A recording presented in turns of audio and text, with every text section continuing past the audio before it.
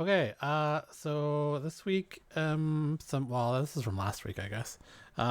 Plus some more DC news and some Masters of the Universe in this little block here clip. Ooh. Spawn reboot release window revealed by Blumhouse head. Blumhouse boss Jason Blum predicts that the studio's Spawn reboot will hit theaters sometime in 2025. Says development is stalled by the WGA strike. It's been in development hell for, I don't know, how many years now? And also, a decade. Doesn't Jason Blum look like Grant Gustin? Yeah, it looked like his weird uncle or something. Yeah, You know what I mean? It's odd. Maybe it is. According to Blumhouse, Todd McFarlane's Spawn reboot is aiming to hit theater sometime in 2025 after nearly a decade in development. I would say I called it. You have a lot to hope for because it's very, very active development. Blumhouse CEO Jason Blum told Comic Book, what needs to happen is that my fellow friends, the writers, and the studios need to figure out their differences and get back to writing. But we've got a great group of folks putting it together, and my hope is that the movie, my prediction is maybe we'll actually see a Spawn movie in 25. No promises. But that's my prediction. I like that. I like that little tidbit there. It's currently unknown whether McFarlane, who originated the Spawn character in the comics, remains attached as a director, or whether Bloom and his team are moving forward with McFarlane's original pitch for the film. McFarlane began seriously discussing the development of a new Spawn film in 2016, later revealing that Academy Award winner Jamie Foxx was interested in headlining. Foxx, who remains attached, is said to be one of the driving forces behind the reboot's development. In October, Malcolm Spellman from The Falcon and the Winter Soldier, Scott Silver from Joker, Matthew Mixon were hired to pen the script for Spawn, taking over from Broken City's Brian Tucker. However, the ongoing writer strike has since delayed its completion. Also in 2022, McFarlane shared his idea for a Spawn cinematic universe. I've got well over 300 characters in my universe. He said, again, they're not all equal to Spawn, but they exist. I do think there's a way to branch out from Spawn into the Spawn universe. Yes. I would love a Spawn universe situation. Like SMU Spawn movie, SCU Spawn Cinematic Universe. Can we just somehow name it SPU? SPU. Oh, Jesus. Yeah, he's right about that. There's definitely more than enough characters and more good characters too. Enough universe world building already happened that in the comics that you have Scorched, you have Jessica Priest, you have now Gunslinger Spawn, lots of other Spawns.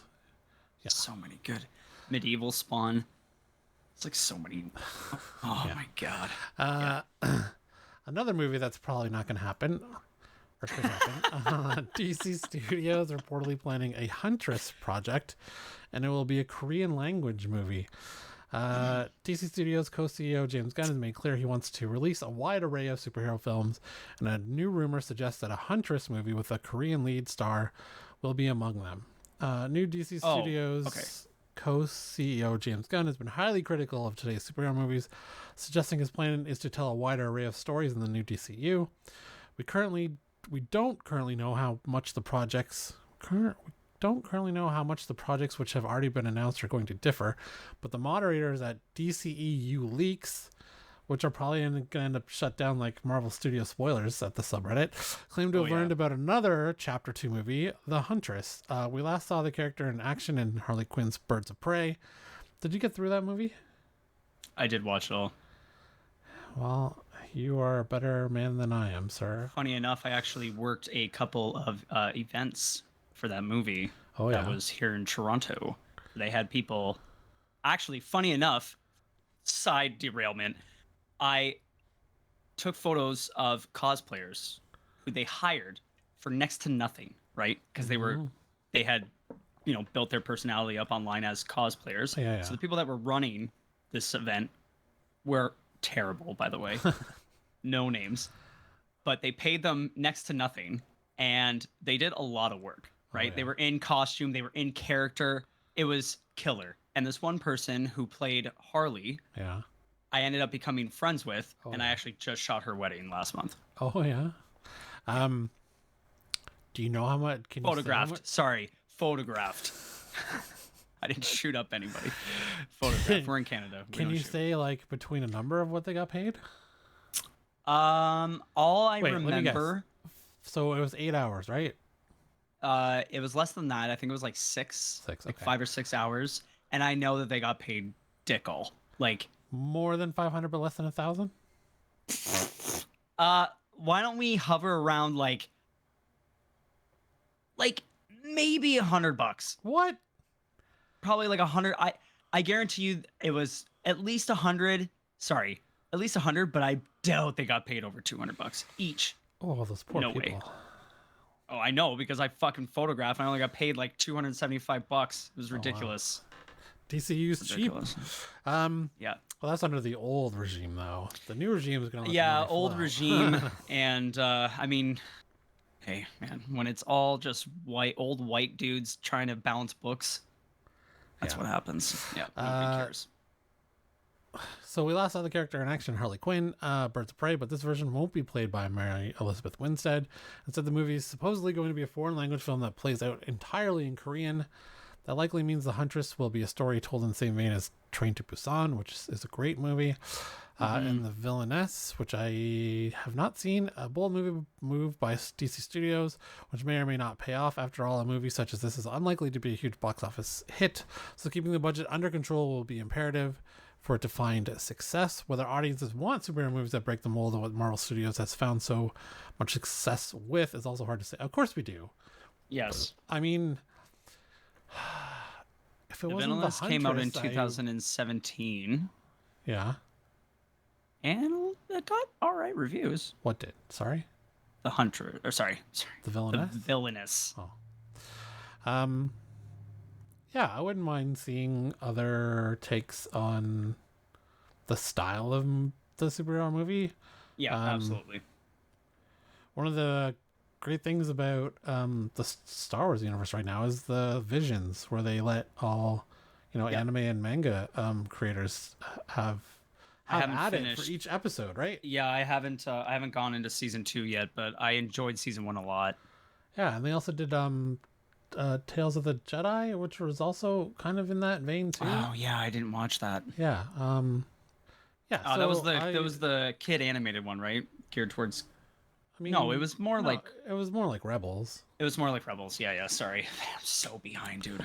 Oh. Yeah. So I don't know. Like, listen, I understand that there are some audiences who wouldn't like a Korean language movie in the States. Typically. Yeah. Although I was going to say, typically Americans don't like reading subtitles. However, I just did see a study about how young people are turning subtitles on more and more while watching stuff because the audio is so bad on modern television. I would feel that, yes, that is the case. I also feel like, even though closed captioning, I don't know about you, but it's funny because for the longest time, when I was a kid, I always thought that was like just something built in, right? Closed caption? I just thought, I thought it was just like a hardware thing. You know what I mean? Where they were just like, oh, it's computing the words, and it's, you know what I mean? Like in real time. Yeah. You know what I mean? Like I was just like, wow. And then you finally understand, you get older, about the work that goes into closed caption, and now how technology has advanced to the point where we have closed captions for live TV. We have closed captions for live YouTube videos that people are recording in the room, but because of technology and the internet, it's getting fast-tracked and transcribed in real time. And it's like, if you really think about how cool that is in the terms of accessibility, man, it's so cool. Yeah. It's so cool. But as we live, I think you and I can agree, Matt, subs over dubs all day. Oh, 100%. We just finished a Polish show last week called High Water. Oh yeah, how was it? Oh, it was really good. Cool. It's about the Great European Flood in *97. But at the first time we tried to start it, it was dubbed, and we were like 2 minutes in, we're like, we can't do this. So then I went back and got the Polish version with the English subtitles, and then it was I can't say an instance of where we turned on subtitles for an English show though, because the audio is so bad. We have a soundbar that does has the audio button in case the audio is a bit worse. You could just it'll you hit a button and it does voice a bit clearer. And also our sound bar is pointed at us and not like down firing or above it. So same with mine. I got mine pointed straight at me. I feel like also as well that technology is as good as I'm saying that it is. It's also obviously terrible. Yeah. And you get TV companies that are making tons of TVs and trying to sell them with features that they claim make so and so better and this better and whatever, and really it doesn't. And it just kind of ruins everything. And I think basically it's motion tracking, or sorry, not motion tracking, motion reduction or whatever. And then as well, there's like there's something with one of the sound features. I can't remember what it was called, but there was another one that caused like issues when you were trying to watch a movie made properly by Martin Scorsese, you know what I mean, or something like that. And that is that I would say that is a crime and is unfortunate, because like I don't know, man, I've gone over to some friends' houses, and you know what I mean, they turn something on, it's like whoa. First off, I can't hear anything. Second, I can't even see anything. These blacks are fucked. Yeah. In display talk. Sorry. Jesus. Anyway. Okay. I have to clarify when I'm editing photos, because it says the exact same thing. Okay. One more in the news roundup. For the past week, Masters of the Universe is as big as Marvel and DC, says Mattel exec. Mattel CEO Jan Kreese explains how he's building out Masters of the Universe to be as big as Marvel and DC. He recently stated that it's... Okay, why would you repeat that sentence? Anyways, speaking with the New Yorker, Kreese explained that reviving the Masters of the Universe after it had lain dormant for over a decade was one of his top priorities after becoming CEO of Mattel in 2018. It's as big as Marvel and DC, said. He explained how one only needs to look at an official encyclopedia of Masters of the Universe to see how the franchise can be adapted to film, television, and beyond. It's hundreds of pages and characters and sorcerers and vehicles and weaponry. You name it. He added, and then you flip through the pages and here's a movie and here's a movie and here's a TV show. It's endless. Masters of the Universe, also known as He-Man or She-Ra series, is a sword and planet themed media franchise created by Mattel in 1982. Initially beginning as an action figure and mini comics, MOTU achieved widespread popularity following the debut of the Filmation's groundbreaking He-Man and Masters of the Universe animated series, which ran for 130 episodes between 83 and 85. That's crazy. A lot of episodes in 2 years. That is a lot of episodes, man. The franchise typically focuses on either He-Man's battle with Skeletor or the planet Eternia, or She-Ra facing off against the Horde on the planet Etheria.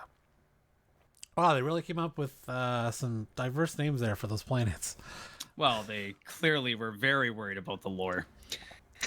That's part of the thing, too, is when they started this, it was for toys, right? They didn't really care about the lore at the time. Yeah. And it's kind of like, so what's canon, right? Like, yeah, I know. We did watch, speaking of so far, Netflix is home to the new He-Man She-Ra series. Never watched She-Ra on Netflix, but we did give Masters of the Universe a try. So far, the 3 new Masters of the Universe animated series have been released under Kreese's leadership: She-Ra and the Princess of Power, Masters of the Universe Revelation, and He-Man and Masters of the Universe. A sequel series to Revelation titled Revolution is currently in production and expected to premiere on Netflix in 2024. The animated follow-up will follow Teela, He-Man, and the rest of the Masters as they struggle to save Eternia from the tangles of darkness. Melissa Benoist, who played Supergirl, Chris Wood, and Mark Hamill voiced Teela, He-Man, and Skeletor, respectively, in Revolution. A live-action She-Ra series is also in development on Amazon, with Nicole Castle attached to direct. Netflix is working on a He-Man film. Mattel is also hard at work on a film reboot of Masters of the Universe, which is being developed by Kyle Allen. This has been taking forever. Like, I remember reading about a reboot, again, 10 years ago. It's being developed with Netflix. Kyle Allen, who is best known for his roles in West Side Story and The Greatest Spear Run Ever, was cast as Prince Adam He-Man in January 2022. Aaron and Adam Nee will direct the upcoming reboot. From screenplay, they co-wrote with David Callahan, who was also known for Shang-Chi and The Legend of Ten Rings, and Wonder Woman 1984. So good script, bad script. Yeah, the Kevin Smith one was fine. We watched the first part of it. We just never got back to it. And then, we eventually canceled Netflix. But, yeah. If done, I guess the problem with this would be it's geared towards kids. So it was always geared towards kids. So are you going to make the live action and series and films more adult? Right. Because now that we're the ones that played with the toys as kids, we're adults now. Are we gonna want something that's gone back to, being more directed at children than in a live? Like, can't really see a kids live action He-Man show working. Yeah. I mean, I would almost agree with you, but I would have to say that, like, essentially what Mattel is trying to cash in on is what everyone is trying to cash in on right now, and it's like a heavy but it's a heavy nostalgia thing for people with kids.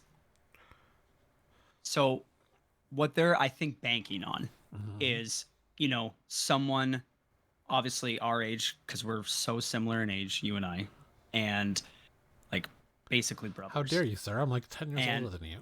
And I was trying to give you props, bitch. Yeah. And I think what they're trying to do is essentially, you know what I mean? They're trying to cash in on people who are, around our age and have kids who are, 8-10 years old, who can, are maybe even a little bit younger than that, but are, kind of like moldable. You know what I mean? So I feel like they're trying to lay down some track for He-Man for like the new generation, right? Like they let Kevin Smith do his thing. Yeah. I mean, I didn't watch it, unfortunately, and I heard, mixed reviews, but at the same time, I assume that he did a fair decent job and like try to, made the story, accessible to a lot of audiences. I think they're going to try to like not backtrack, but reestablish He-Man as, the kind of Saturday morning cartoon situation that it once was. And once they do that, whether they're going to do that with a show or they're going to do it with a movie, I feel like once that happens, they're going to try to cash in big time on like the whole, do a trilogy or something. I suppose if they had like the tone of The Mandalorian, like they have Grogu in there for the kids. Yeah, I mean, it's very possible. And I could see them doing that as well. Yeah. So, yeah, definite possibility. That's your news roundup of the week.